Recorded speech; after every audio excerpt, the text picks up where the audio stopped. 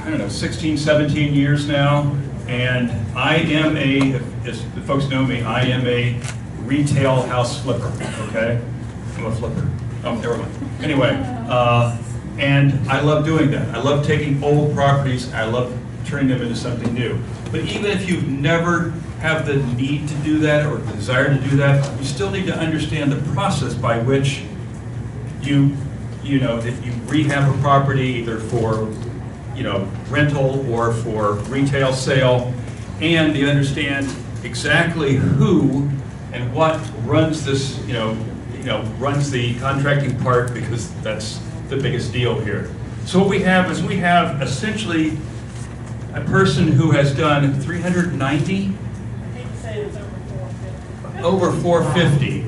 It shows. I was looking at the thing, I'm going, and that's from Cincy. It says 390. So over 450 retail rehabs. I got bored during COVID. There you go. I'd like to have you all welcome Robyn Thompson, the Queen of Rehab. Needless to say, I haven't updated the bio in about 2 years, so thank you for having me. Hey, give the board, the volunteers, and everybody else a big round of applause for putting and thanks for having me. I think it's been about 2.5 years, since I've been here. And I know I haven't met very many of you. How many of you have never heard me before? Have no idea why you're here? Okay, let me give you a little bit less glamorous introduction than he gave you, so you understand why I'm qualified to take up the next 90 minutes of your life. I get into real estate investing a little over 20 years ago. I went to work one day, thought it was going to be an average day at the office, kind of like today. We were there, and I got an email that said, hey, mandatory meeting this afternoon, all you accountants need to show up. And so we were thrilled. We thought the company was cutting loose a new computer.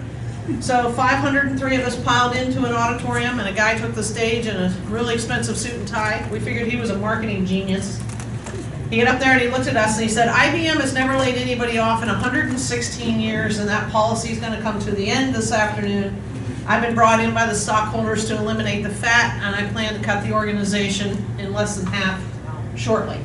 He looked at us and he said, there'll be 275 of you left come to the end of the month. I'll be promoted and on my way out of here. So pretty much look to the left, look to the right. One of you will not be employed with us in the next 14 days.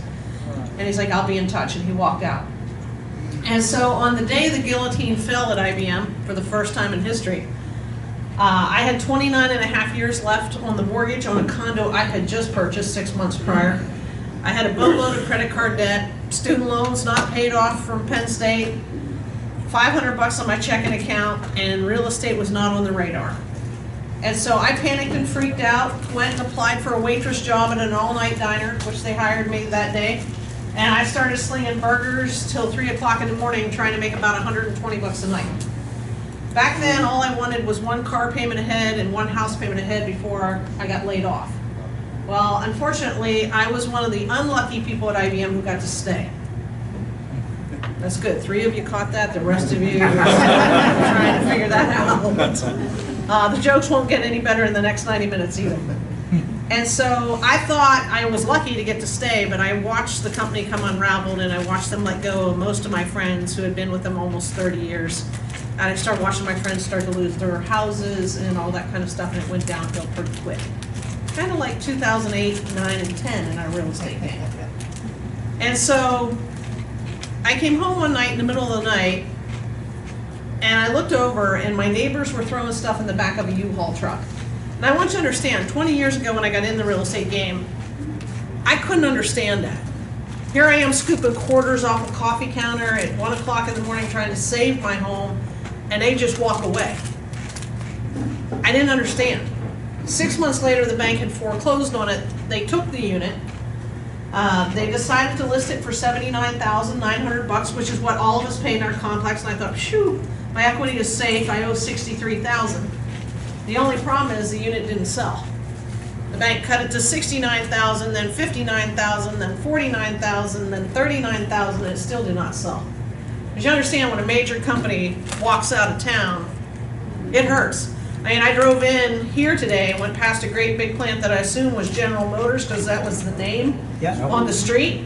So you all understand exactly what I'm talking about. When you lose something that critical to us